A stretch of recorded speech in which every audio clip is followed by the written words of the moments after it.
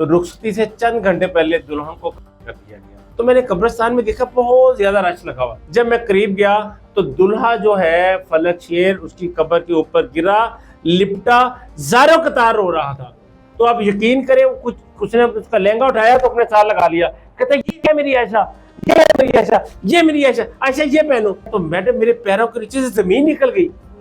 आयशा का जो बहनोई था इकराम, उसकी उस पर गंदी नजर थी, बुरे ख्यालात थे उस पर, कोई किसी को खबर नहीं थी कि बहनोई आएगा और यूं कर देगा। उसकी गर्दन पर जख्मों के निशान है, नील के निशान है, हाथों पर है। एक खबर से वो पूरी नहीं हो सकती तो वो आता है उसकी कनपटी पर लगता है, उसको मार देता है। जब हम कमरे में गए हमें ऐसे लगा कि जैसे इसकी नस पट गई है। इकराम जो था ये एक चिड़ी भी नहीं मार सकता था। इसको इस्तेमाल किया गया, इसको किसी ने असला दिया। करने के बाद उसकी हौसला अफजाई कर रहा है, जो भी कर रहा है। अस्सलाम वालेकुम, मैं हूँ आपकी होस्ट सोनिया मुल्तानी और आज हम बात करेंगे दुल्हन का केस के हवाले से, जिस दुल्हन को शादी से 9 घंटे पहले कत्ल कर दिया गया था। तो नाज़रीन, आज हमारे साथ मौजूद हैं सीनियर सहाफ़ी राना दिलशाद साहब, जो कि इस केस के हवाले से काम कर चुके हैं। इनसे पूछेंगे कि असल वाकया हुआ क्या था। अस्सलाम वालेकुम। वालेकुम सलाम। जी राना साहब, आपने इस केस पे बड़ा काम किया है, तो हम आपसे ये जानना चाहते हैं कि असल वाकया हुआ क्या है। बहुत शुक्रिया सोनिया। इसमें यह था कि शादी के दिन रुखसती से चंद घंटे पहले दुल्हन को कर दिया गया। जी जी। इसीलिए लोगों की सिम्पथीज भी जो थी इसके साथ शामिल हुई, लोगों का प्यार मोहब्बत हुआ, तो ये एक ट्रेंड बन गया। हर कोई जानना चाहता है कि दुल्हन को रुखसती से चंद घंटे पहले क्यों किया गया। आयशा का जो बहनोई था इकराम, उसकी उस पर गंदी नज़र थी, बुरे ख्यालात थे उस पर, कुछ वो करना चाहता था उसके साथ। बड़ी कोशिश की। तो जिस दिन मेहंदी की रात थी, मेहंदी लगवाने के लिए पार्लर में जाना था, तो उसने अपने ब्रदर इन लॉ यानी आयशा के भाई को कहा कि आयशा को पार्लर मैं लेकर जाऊंगा, मेहंदी मैं लगवा के लाऊंगा। उन्होंने कहा यार भाई है ना, ये भी चला जाए। सास को कहा, सास ने भी कहा बेटा तुम मेरे बेटे हो, ये तुम्हारी बहन है, चले जाओ। उसने कहा ये मेरी बहन नहीं है, ये मेरी बेटी भी है, क्योंकि मेरी कोई बहन नहीं है तो ये मेरी बेटी। एक शख्स माँ बाप के सामने कह रहा है कि ये मेरी बेटी है, मेरी बहन है, तो वहां पर तो शक वाली गुंजाइश ही कोई नहीं है। बहनोई लफ्ज बहन से निकला है, इसमें यानी कि उसको साली और जो बहनोई है उसका बहन भाई वाला भी रिश्ता है। तो इसमें कोई बदगुमानी वाली बात नहीं थी। उन्होंने कहा चले जाओ। तो जब वो मेहंदी लगवाने के लिए पार्लर में जाती है तो उसको कहता है कि भाई हम यहाँ से भाग जाते हैं। कहती भाग क्यों जाते हैं, मेरी शादी है, सुबह मेरी शादी है, मेरी लव मैरिज है, मैं प्यार करती हूँ फलक शेर से, 8 साल की मेरी मोहब्बत है, तो मैं तो कभी भी नहीं जाऊंगी। और तुम मेरे बहनोई हो, तुम शर्म करो, मेरे भाई हो तुम। उसने एक ही जिद लगाई। इतनी देर में उनका एक कजन है अदनान जो पार्लर में आ जाता है। तो मुलजम को उस वक्त जो है ना वो अपना जो घिनौना अमल था वो करने का मौका नहीं मिलता, तो वो मेहंदी लगाकर पार्लर से वापस घर आ जाती है। वो सारे घर के काम करता है, अपने साले को कहता है, अपनी सास को कहता है कि भाई मेरी बेटी का शादी है तो मैं सारे काम मैं खुद से करूँगा। हंसता खेलता। और आपको पता है कि हमारी मशरकी फैमिलीज में जो दामाद को है, बहनोई को है, बड़ा एक नुमाया मुकाम घर में हासिल होता है। बेटे का मुकाम होता है, जी, बड़ी शायद बेटे का भी काम हो, बहनोई और दामाद का ज्यादा होता है। तो घर में जहाँ मर्जी जिसके पास मर्जी बैठ जाओ, शक वाली गुंजाइश कोई नहीं होती। तो इस घर में भी ऐसा हुआ कि वो सारी रात गुजर गई। 3 बजे फैमिली का फंक्शन खत्म हुआ, 4 बजे तक सब बैठे हंसते खेलते बातें करते रहे। 4 बजे के बाद जब सब लोग अपने अपना सोने के लिए गए हैं तो इसी दौरान ये वाकया शुरू हुआ। कोई हमसायों ने भी कहा कि 4 बजे के बाद शोर की आवाज़ें आई, लेकिन घर वालों ने तरदीद कर दी। उन्होंने कहा जी ये आवाज़ें जो थी हमारी अपनी थी, हम बातें कर रहे थे। जो दामाद है उस घर का, वो जो सास उसकी बताती है, उसका साला बताता है, वो कहता है जी सबको कमरे में स्प्रे कर दिया तो सब बेहोश हो गए। जो उस पोर्शन में उस कमरे में मौजूद थे वो सब लोग बेहोश हो गए। उस कमरे में 5 लोग थे, एक वो खुद थी, एक उसकी मुलजम की बीवी थी जो कि आयशा की बहन भी है, एक उसकी बहन सिद्रा थी, 2 तायाजाद कज़नें थी। 5 लोग कमरे में सो रहे थे, तो किसी को खबर नहीं थी कि बहनोई आएगा और जो कर देगा। तो राणा साहब, मेरा आपसे एक ये सवाल है कि ये जो सीन चल रहा है, जैसे लोगों ने बताया कि जी इनका आपस में चक्कर था, वो इस तरह करता रहा, इस तरह, तो ये सारा मतलब कोई ना कोई कभी तो किसी को शक हुआ होगा कि ये गंदी नजर रखता है, या आयशा ने कभी नहीं बताया था कि मेरे साथ इस तरह है, या दोनों का, जैसे जराए ये कह रहे हैं कि दोनों का था आपस में चक्कर। तो क्या घर वालों को या आयशा की बहन को, इकराम की बीवी को कभी शक नहीं हुआ कि ये मेरी बहन भी इस तरह की नजर रखता है? देखें, जो बीवी की नजर होती है ना अपने शोहर के बारे में, वो एक अकाब की होती है जी। वो अपने शोहर को बड़ा डीपली चेक कर रही होती है, खासकर जब वो किसी फैमिली गैदरिंग में होता है, जब वो बाहर होता है। तो उसने कभी, वो ऐसा कमजाद किस्म का शख्स था कि एक बंदा बेटी कह रहा है, एक बंदा बहन कह रहा है, तो कोई कैसे तसव्वुर कर सकता है कि ये ऐसे है? अगर उसमें कुछ शैतानी दरिंदगी थी ना, तो वो उसके अंदर थी। अच्छा। अंदर की बात तो देखें, आप और मैं गैप का अलग, तो अल्लाह ताला के पास है, वो तो कोई नहीं जान सकता। तो जब एक बंदा कह बेटी रहा है, कब कह बहन रहा है, वो 4 साढ़े 4 बजे के बाद कमरे में जाता है, उससे हाथापाई करता है, उसकी गर्दन पर जख्मों के निशान है, नेल के निशान है, हाथों पर है, यानी कि पहले उससे लड़ाई हुई या खुदा ना खास्ता उससे कुछ गलत करने की कोशिश की गई। तो वो इस दौरान, जो लड़की थी वो हेल्दी थी, जो लड़का था वो बिल्कुल सिंगल पसली था। जब उसको ये लगा कि भाई मेरा यहाँ पर मामला नहीं बनने वाला, मेरी दाल यहाँ पर नहीं गलने वाली, मेरे में जो एक खबस है वो पूरी नहीं हो सकती, तो वो आता है, उसकी कनपटी पर लगता है, उसको मार देता है। अच्छा राणा साहब, ये बताएं कि शादी वाला घर था, जैसा कि आप बता रहे कि उसने कनपट्टी पे गोली मारी है, तो गोली की तो इतनी आवाज होती है, तो वहाँ पे किसी को पता क्यों नहीं चला?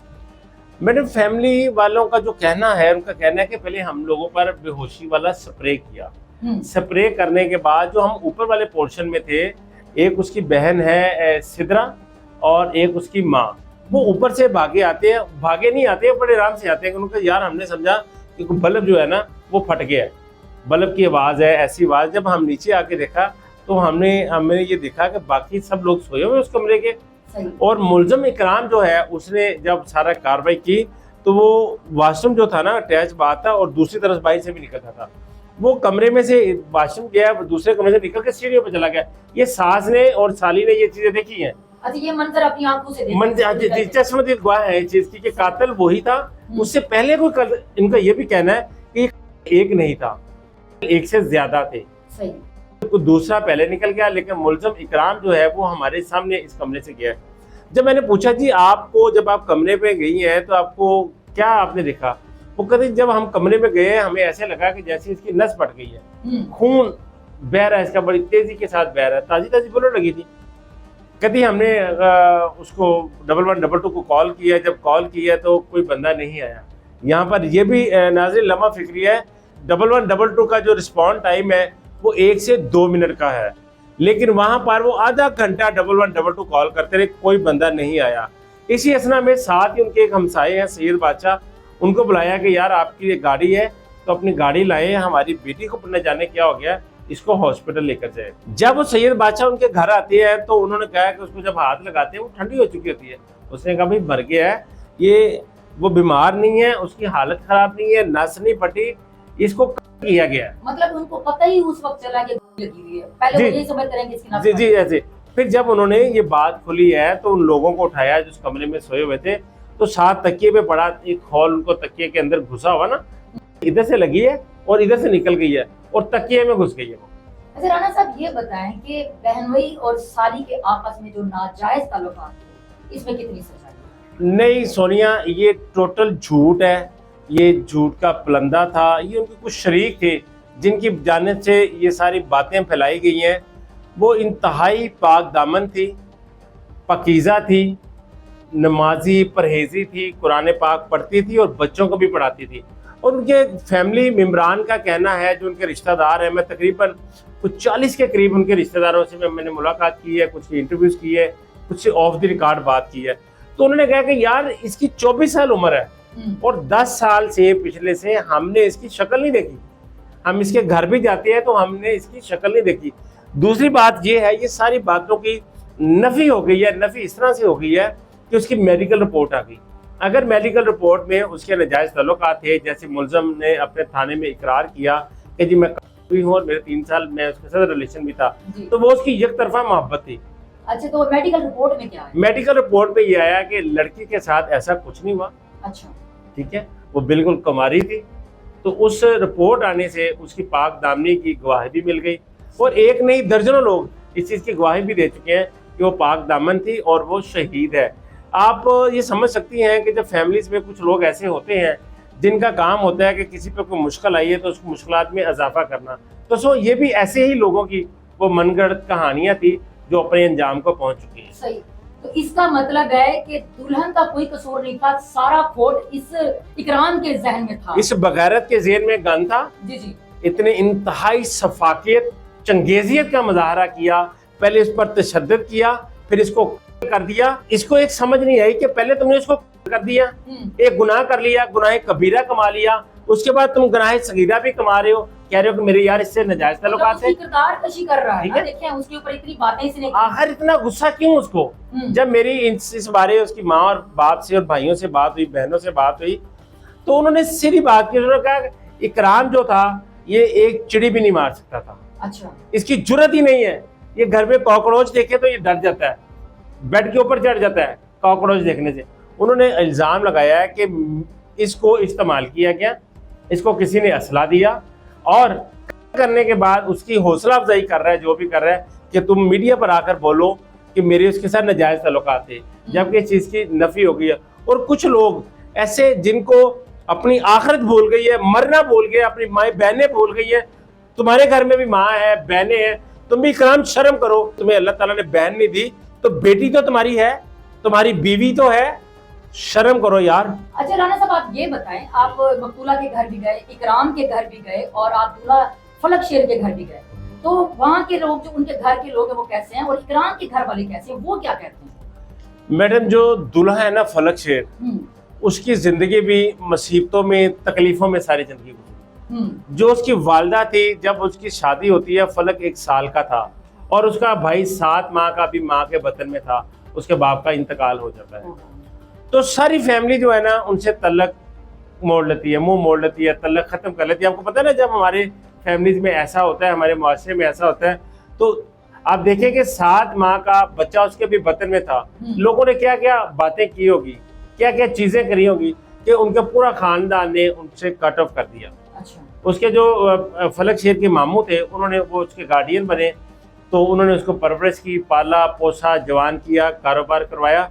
तो दोनों फैमिलीज का कहना ये है कि ये कोई ऐसा बंदा है जो इस चीज़ से जलता था, इनको सबका इकट्ठा होना अच्छा नहीं लगा, तो उसने ये वाली हरकत की। जब मैं फलक शेर के घर पहुंचा, उसकी मेरी वालदा से मुलाकात हुई। यकीन करें कि उसका कहना था कि मुझे उस वक्त इतनी तकलीफ और गम नहीं पहुंचा, ठेस नहीं पहुंची जब मेरा शौहर इंतकाल कर गया था। जब मैं जवान थी, जब मेरे 2 बच्चों का बोझ मेरे ऊपर था, मैं अकेली थी, सब ने मुंह मोड़ लिया कि मैं कहाँ जाऊं। लेकिन आज मैं इतनी रंजीदा हूं, मैं सोच रही थी मेरी बहू आएगी, मेरे साथ मेरी गमगसार होगी, मेरी दोस्त बनेगी, मेरी सहेली बनेगी, मेरा घर संभालेगी, मेरी नस्ल को आगे बढ़ाएगी। लेकिन इतनी बात करते करते वो धड़म से गिर जाती हैं, बेहोश हो जाती हैं। क्यों? कि उन्होंने ज़िंदगी में इतने गम सहे हैं, शायद ये उनके लिए अभी वो हिम्मत नहीं थी, उन्हें वो ताकत नहीं थी कि ये वो गम सहे। फलक शेर की यकीन जाने, मैंने अफसानों में सुना, कहानियों में पढ़ा, फिल्में देखी कि एक शख्स किसी लड़की की मोहब्बत में इस तरह से बिल्कुल एक मजनू बन जाएगा। ये सिर्फ हमने किस्से कहानियां देखे थे। जब मैं उनके गांव गया तो जो कपड़े उस लड़के ने अपनी सेहरा बंदी से चंद मिनट पहले पहने हुए थे, तो आज भी 7 दिन गुजरने के बाद भी उसी कपड़ों में है। जब मैंने इसको सड़क पर देखा तो जस्ट लाइक एक फिल्म थी, इश्क रचावे गली गली, वो एक लड़की का आशिक था, गलियों में फिरता था। यकीन जाने उसको देखकर मेरे सीन वो वाला सारा मेरी नजर में आ गया कि यार आज के दौर में भी ऐसा मुमकिन है, कोई किसी से इतनी मोहब्बत कर सकता है। तो बड़ी मुझे उसको देखकर दुख हुआ। जब मैंने उसको बुलाया तो उसे वो यूं मुड़ा, उसने कहा आयशा, यानी उसके जहन में आयशा मरी ही नहीं है, इस कदर वो आयशा से मोहब्बत करता था। तो जब मैंने उसको घर लेके गया हूँ, बड़ी उसकी मिन्नत समाजत की है, तो मैंने उसको फिर ये कहा कि तुम्हारी आयशा घर पे है, चलो आयशा के पास चलते हैं।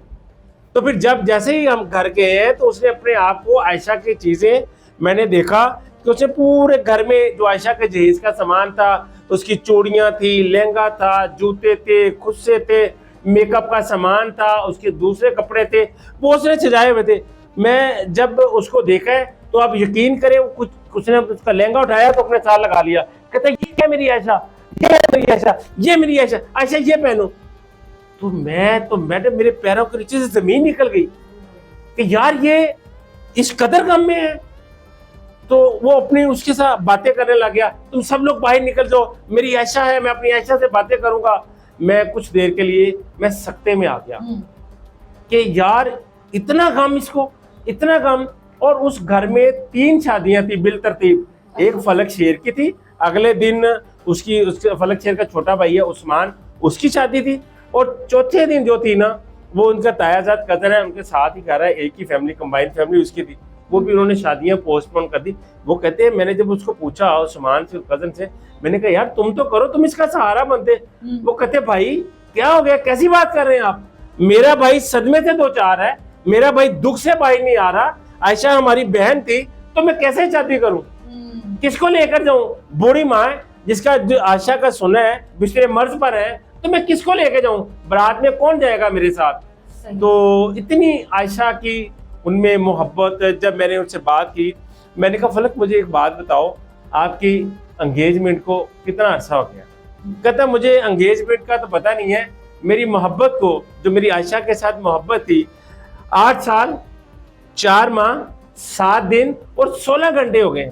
अंदाजा करें कि इस तरह एक मिनट उसको याद है, इससे इतनी उसके साथ उसकी लगन और मोहब्बत। फिर जब हम लोग उसको छोड़ के इंटरव्यू किया, इंटरव्यू करने के बाद जब हम वापसी के लिए जाने लगे, तो जब हम उनके शहर में आते हैं ना, तो कब्रिस्तान रास्ते में आता है, तो मैंने कब्रिस्तान में देखा बहुत ज्यादा रश लगा हुआ। तो मेरे साथी एक रिपोर्टर थे उस्मान, मैंने इनको कहा, मैंने कहा यार कब्रिस्तान में देखते हैं, और ये इतनी खुशबू, गाँव यहाँ पर तो जो भैंसों के गोबर की स्मेल आनी चाहिए, तो इतनी खुशबू की चीज की है। तो सो हमने गाड़ी पार्क की, हमने कब्रिस्तान की तरफ चल दिए। जैसे जैसे हमारे कदम उठते जाएं, खुशबू बढ़ती जाए, और हम आगे गए तो खुशबू और भी ज्यादा। तो अल्लाह अकबर की सदाएं सुनने को मिली, तो दुरूद शरीफ का विर्द लोग कर रहे थे। जब मैं करीब गया तो दुल्हा जो है फलक शेर उसकी कब्र के ऊपर गिरा, लिपटा, ज़ारो कतार रो रहा था, हाय मेरी आयशा, आयशा मुझे, मैं तुम्हारे पास आना चाहता हूँ।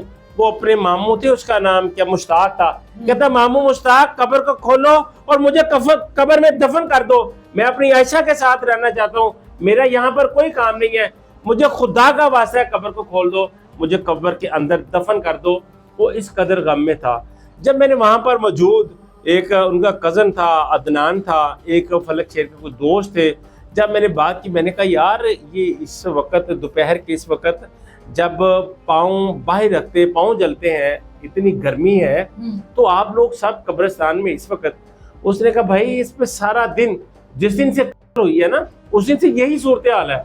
देखें लोगों की 2 तरह से उसके साथ मोहब्बतें और सिमतीज हैं।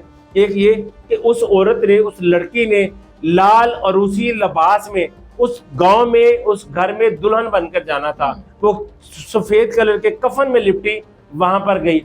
वही फलक शेर जिसने लाल रंग का उसका घूंघट उठाना था, अपनी दुल्हन को पहली शक्ल में एक नजर में देखना था, उस दुल्हे को कफन का एक कोना उठाकर उसको दीदार करना पड़ा आखिरी। सोचे उस पर क्या जुल्म का वो वक़्त होगा, क्या कहर होगा, क्या क़यामत होगी उस शख्स पे और उस घर में। अच्छा राना साहब ये बताएं, अब ये मंजर आपने सारा अपनी आंखों से देखा, उसके बाद आप इकराम के घर भी गए, उसकी फैमिली से भी मिले, तो उसके घर वाले अब क्या कहते हैं?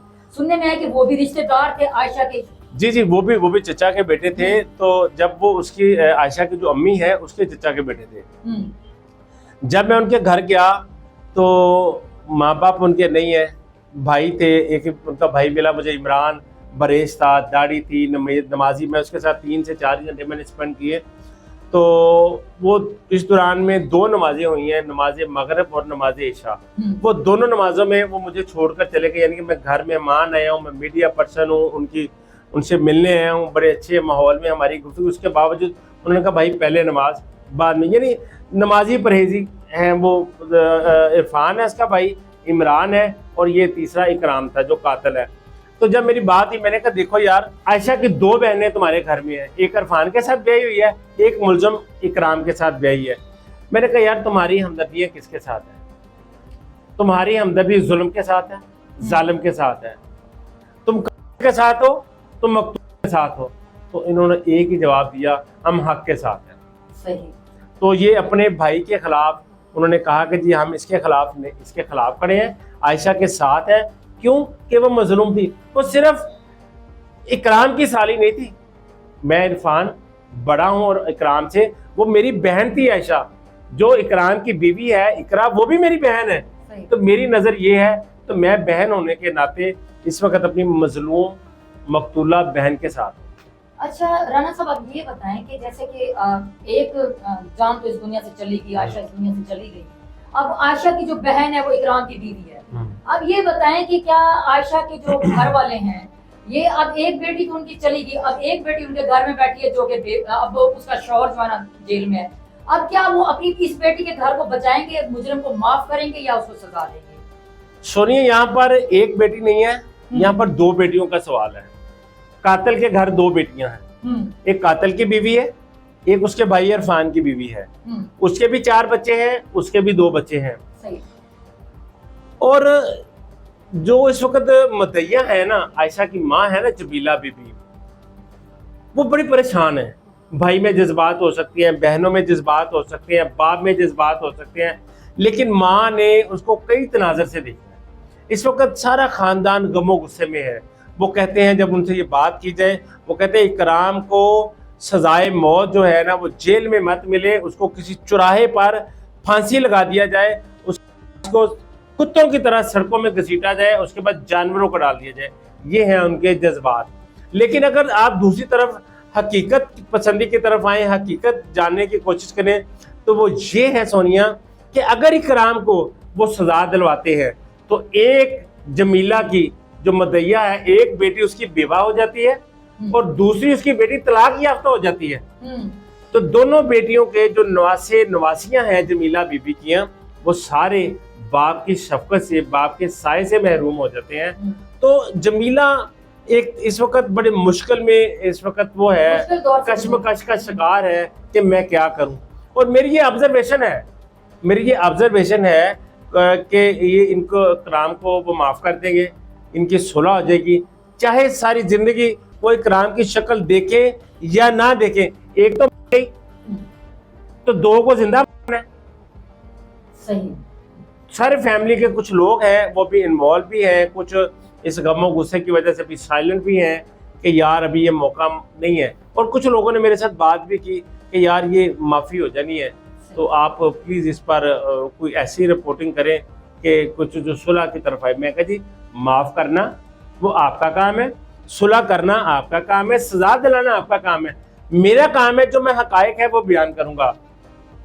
और उन्होंने एक बात की, उन्होंने कहा जी मैं आपकी इस बात से मुतफिक हूँ, एक नहीं कई रिलेटिव से। उन्होंने कहा यार बहुत सारे लोग थे, मीडिया पर्सन थे, उन्होंने सिर्फ एक बात की, एक तो हमारी बेटी मर गई, खुशियाँ गमी में बदल गई, घर खुशियों का गहवारा था, मातम कदा बन गया, लेकिन हमारे जख्मों पर मरहम रखने की बजाय मीडिया ने उसमें नमक पाशी की, हमारी बेटी को गंदा करने की कोशिश की। ये तो अल्लाह के शुक्रगुजार हैं कि अल्लाह ने वो पाक दामन पैदा हुई थी और पाक दामन ही गई है।